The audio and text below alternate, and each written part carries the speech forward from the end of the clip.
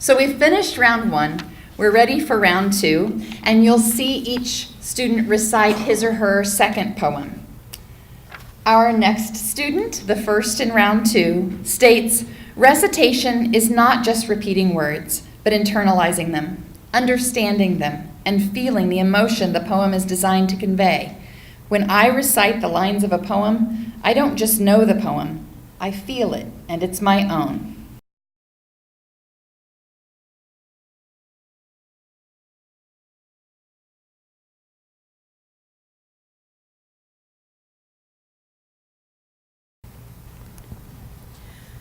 Vigil Strange I Kept on a Field One Night by Walt Whitman.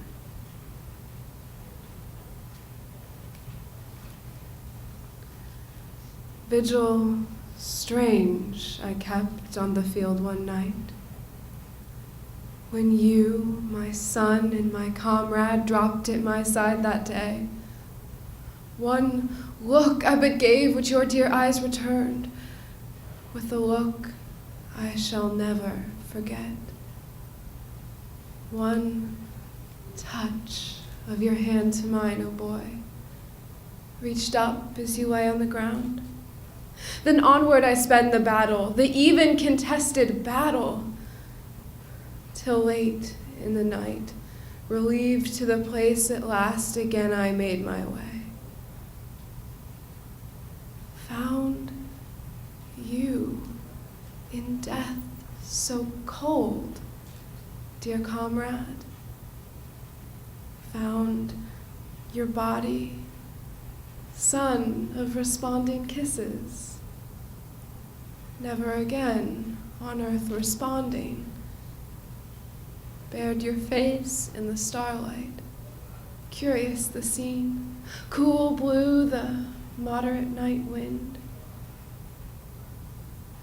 Long there and then in vigil I stood. Dimly around me, the battlefield spreading.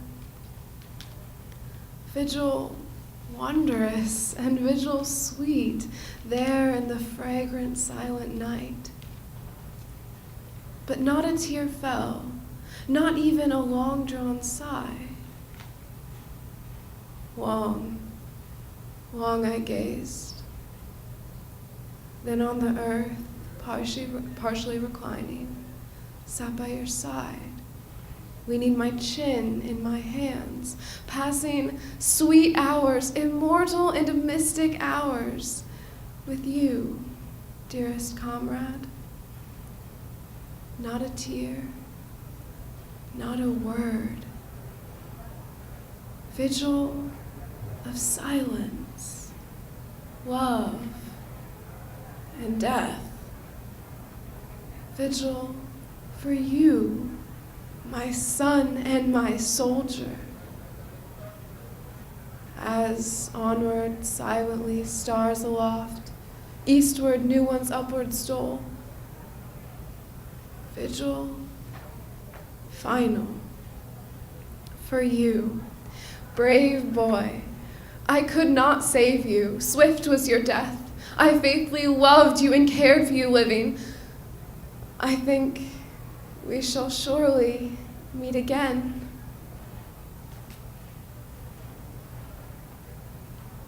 Till at latest lingering of the night, indeed just as the dawn appeared,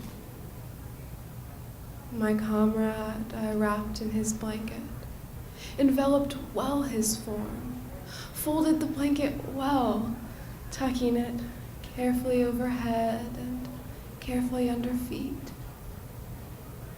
And there and then, and bathed by the rising sun,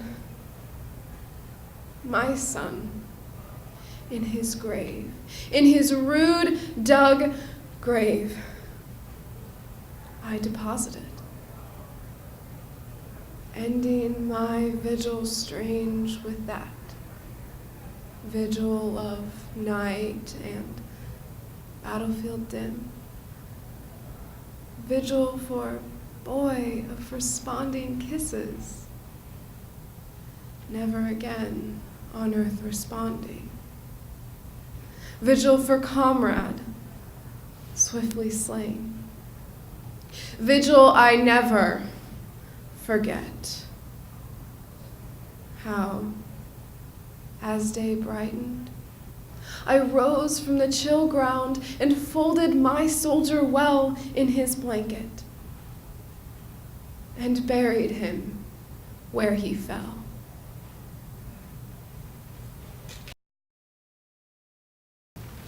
The Poetry Out Loud online anthology is a wonderful one, and it changes a bit each year. Poems that are particularly popular and ones that have been used frequently at the national competition are occasionally retired. This way, the Poetry Out Loud program can highlight new poems for students and their audiences. Judges also appreciate hearing new performances, and teachers appreciate gaining exposure to that new work as well. I noticed when I was looking at the anthology recently that the first poet laureate of Missouri, Walter Bargan, has a poem on the anthology now. So I'm thinking we should lobby for maybe a poem from Dr. Trowbridge's new book to make its way to the Poetry Out Loud anthology at some point. We're now ready for the second recitation by Kyle McDonald. Eating Poetry by Mark Strand. Ink runs from the corners of my mouth. There is no happiness like mine. I have been eating poetry. The librarian does not believe what she sees. Her eyes are sad, and she walks with her hands in her dress. The poems are gone. The light is dim. The dogs are on the basement stairs and coming up. Their eyeballs roll. Their blonde legs burn like brush. The poor librarian begins to stamp her feet and weep. She does not understand. When I get on my knees and lick her hand, she screams. I am a new man. I snarl at her and bark. I romp with joy in the bookish dark. Our next competitor states, I've always been enamored with poetry and the way that such seemingly simple lines can bring life to a story or illuminate an idea. Growing up, my favorite poet was Edgar Allan Poe. I know he's kind of synonymous with all things creepy, but I sincerely enjoy the lyricism and emotion that makes his work unique. With her second poem, here is Alyssa Moncure. The Golden Shovel by Terrence Hayes. After Gwendolyn Brooks.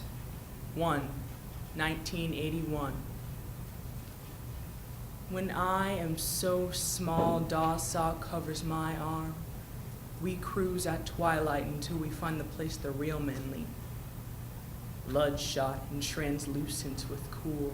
His smile is a gold-plated incantation as we drift by women on bar stools with nothing left in them but approachlessness. This is a school I do not know yet, but the cue sticks mean we are, rubbed by light, smooth as wood, the lurk of smoke, thin to song. We won't be out late. Standing in the middle of the street last night, we watched the moonlit lawns and a neighbor strike his son in the face. A shadow knocked straight. Da promised to leave me everything. The shovel we used to bury the dog, the words he loved to sing, his rusted pistol, his squeaky Bible, his sin. The boy's sneakers were out on the road. We watched him run to us looking wounded and thin. He'd been caught lying or drinking his father's gin. He'd been defending his ma, trying to be a man. We stood in the road and my father talked about jazz. How sometimes a tune is born of outrage. By June, the boy would be locked up state. That night, we got down on our knees in my room. If I should die before I wake, Da said to me, it will be too soon. 1991. Into the tented city we go, weakened by the fire's ethereal afterglow, born lost and cooler than heartache, What we know is what we know. The left hand, severed and schooled by cleverness, a plate of weekdays cooking, the hour lurking in the afterglow, a late night chant. Into the city we go, close your eyes and strike a blow. Light can be straightened by its shadow. What we break is what we hold. A singular blue note, an outcry singed exiting the throat. We push until we thin, thinking we won't creep back again. While God licks his kin, we sing until our blood is jazz. We swing from June to June. We sweat to keep from weeping. Ruined on a diet of hunger, we end too soon.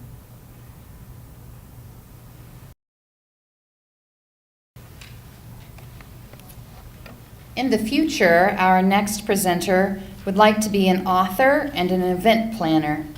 Writing and reading are two of her favorite things to do, and she'd love to create books like some of her favorite authors. Through this activity, she says she's realized that every poet's voice should be heard because they all have something of value to say. Now, here she is with what she has to say for her second poem, Allie Walker. When You Are Old by William Butler Yeats.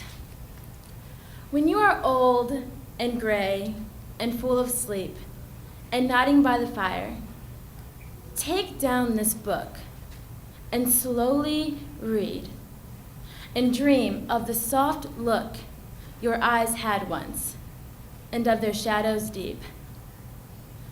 How many loved your moments of glad grace and loved your beauty with love, false or true? But one man loved the pilgrim soul in you and loved the sorrows of your changing face, and bending down beside the glowing bars, murmur a little sadly how love fled and paced upon the mountains overhead and hid his face amid a crowd of stars. Although the scholarship money and the free trip are great, the contest is successful in even more meaningful ways. It's best summed up by a state champion at the national finals in a recent year. Honestly, what I loved so much about Poetry Out Loud and still cherish is the connection it brought me to the arts and those that value it as I do. I earned this chance to meet students who have come together for the appreciation of poetry, and I realize that the arts are perhaps the most noble and wonderful universal influence that humanity shares. Now, with the second poem from this student, here's Alex Hall. The Paradox by Paul Laurence Dunbar.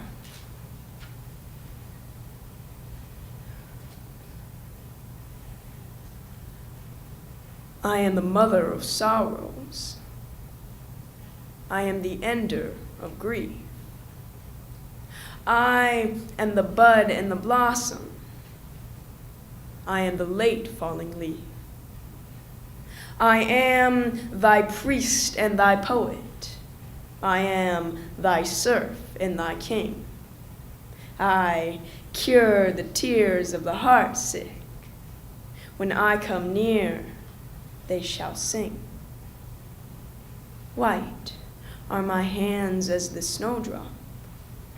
Sword are my fingers as clay. Dark is my frown as the midnight.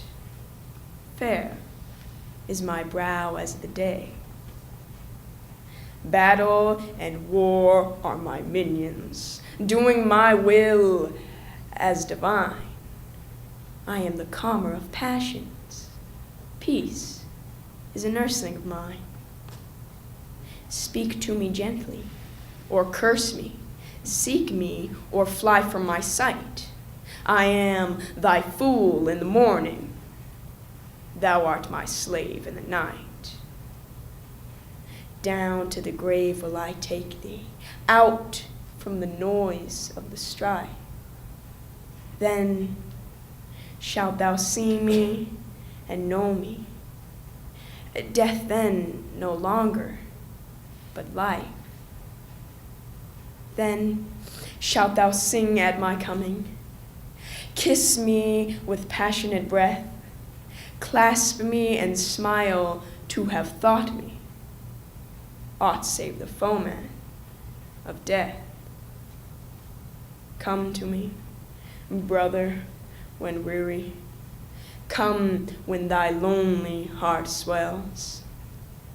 I'll guide thy footsteps and lead thee down where the dream woman dwells. Not only do these students learn their 3 poems for the contest, they also learn a great deal about this art form overall. Our next student writes, "Poetry always surprises me with its brevity, the way it can strip an issue or occurrence down to the very heart, the way that 10 short lines can move me in a way that 10 paragraphs could not. As Albert Einstein once said, any fool can make things bigger, more complex, and more violent. It takes the touch of a genius and a lot of courage to move in the opposite direction." She says, to me, that's the beauty of poetry. Here's Reagan Capp. A Hymn to God the Father by John Donne.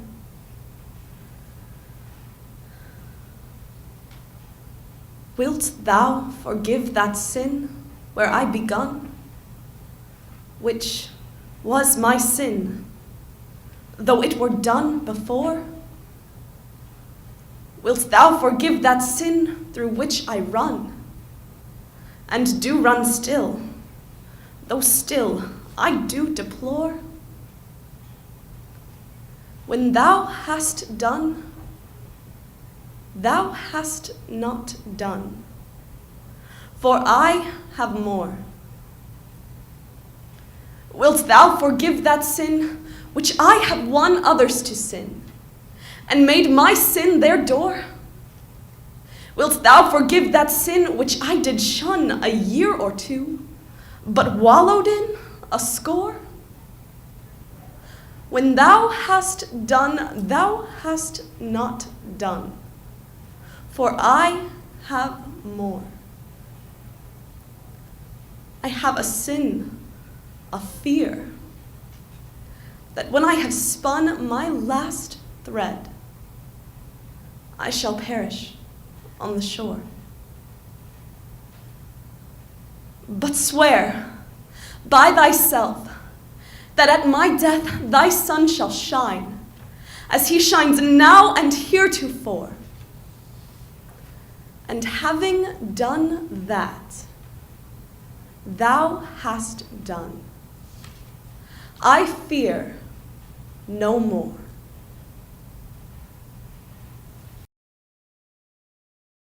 In partnership with state agencies, this project challenges the perception that poetry is a marginal art by making it directly relevant to the American experience, helping poetry regain a central presence in our culture and helping poets gain recognition for their work from a wide readership are among the specific aims.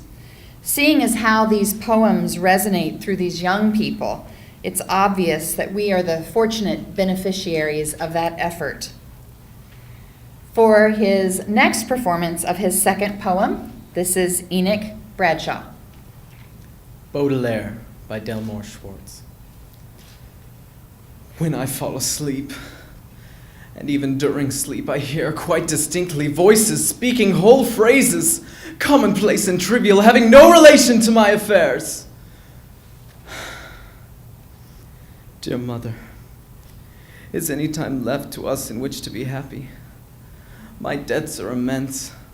My bank account is subject to the court's judgment. I know nothing. I cannot know anything. I have lost the ability to make an effort. But now, as before, my love for you increases. You are always armed to stone me. Always, it is true. It dates from childhood. For the first time in my long life, I am almost happy. The book almost finished, almost seems good. It will endure, a monument to my obsessions, my hatred, my disgust. Debts and inquietude persist and weaken me. Satan glides before me, saying sweetly, "Rest for a day. You can rest and play today. Tonight you will work." When night comes, my mind terrified by the arrears, bored by sadness, paralyzed by impotence, promises tomorrow. I will, tomorrow. Tomorrow the same comedy enacts itself with the same resolution, the same weakness. I'm sick of this life of furnished rooms. I'm sick of having colds and headaches. You know my strange life. Every day brings its quota of wrath. You little know a poet's life, dear mother. I must write poems, the most fatiguing of occupations. I am sad this morning. Do not reproach me. I write from a cafe near the post office, amid the click of billiard balls, the clatter of dishes, the pounding of my heart. I've been asked to write a history of caricature. I've been asked to write a history of sculpture. Shall I write a history of the caricatures, of the sculptures of you in my heart? Although it costs you countless agony, although you cannot believe it necessary, and doubt the sum is accurate, please send money, enough for at least 3 weeks. Thank you. Personally, when I first tried poetry out loud in my classroom, I was immediately convinced that it would change the way that I taught poetry analysis from then on. And I also saw that it was a way that I could bring more performance into a regular English language arts classroom. I'm sure that's been the case with the influential teachers that are here today. And our next student has been working for 3 years now with the St. Louis University High School Theater Director, Mr. Joel Schulte, in attendance here today, and would like to thank him publicly for his tireless dedication, gentle guidance, and love of poetry. Here's Tom Fields. Sistina, like, by A.E. Stallings, with a nod to Jonah Winter.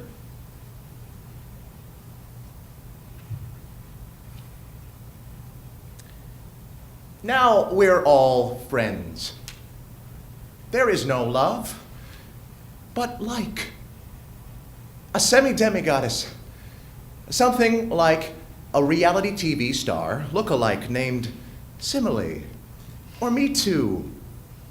So we like in order to be liked. It isn't like there's love or hate now. Even plain dislike is frowned on. There's no button for it. Like is something you can quantify. Each like you gather is almost something money-like. Token of virtual support. Please, like this page to stamp out hunger. And you'd like to end hunger. And climate change alike, but it's unlikely like does diddly. Like just twiddles its unopposing thumbs ups. Likewise, props up scarecrow silences. I'm like so over him, I overhear, but like he doesn't get it. You know, he's like, it's all okay. Like, I don't even like him anymore. Whatever. I'm all like, take like out of our chat. We'd all alike flounder. Agape. Gesticulating like a foreign film sans subtitles. Fall like dumb phones to mooted desuetude. Unlike with other crutches. When we use like, we're not just buying time on credit.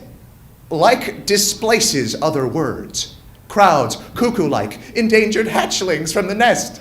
Click like if you're against extinction. Like is like invasive zebra mussels. Or it's like those Nutria things, or kudzu, or be like redundant fast food franchises, each like more like the next.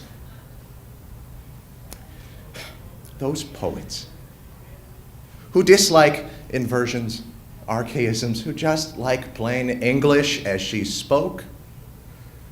Why isn't like there literally every other word? I'd like us just to admit that's what real speech is like. But as you like, my friend.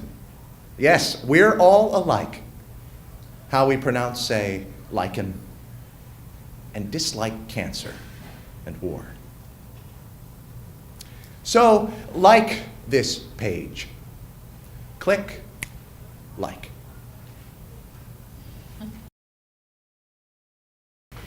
I hope you have the same experience I do, that you hear poems in this contest and you think, I have to go look that poem up and know that poem better myself. And it's so amazing to discover new poetry you've never read before.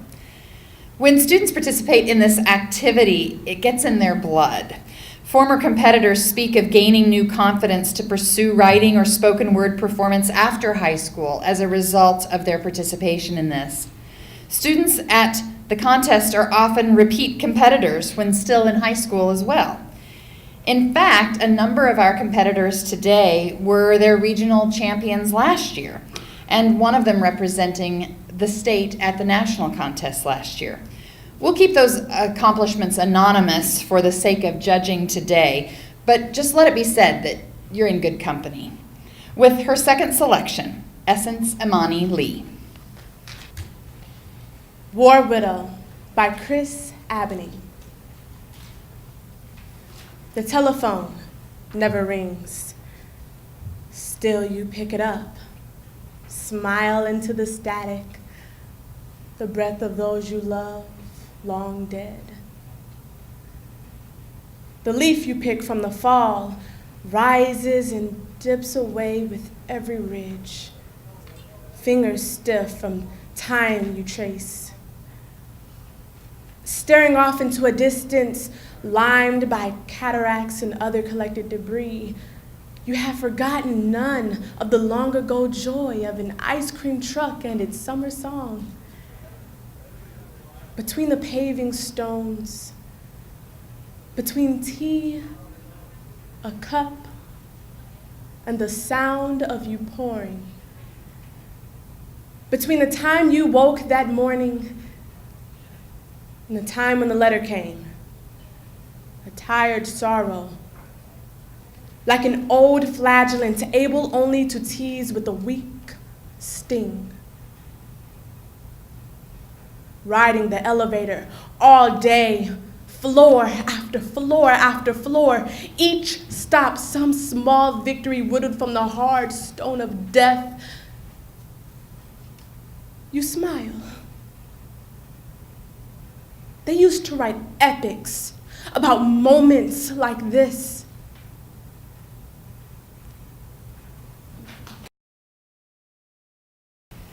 Rehearsal is an important part of preparing for a contest like this.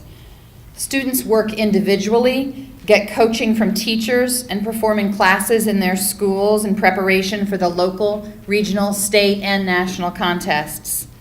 Many former Missouri champions on the regional and state level have had opportunities to perform for civic organizations in their communities and for dignitaries around the state. For the 10 regional champions who are here, when you have those opportunities, please let us know so that we can share in your ongoing accomplishments. With his second poem, and the last poem of round 2, here's Sam Pointer. Sonnet 29, Win and Disgrace with Fortune and Men's Eyes by William Shakespeare.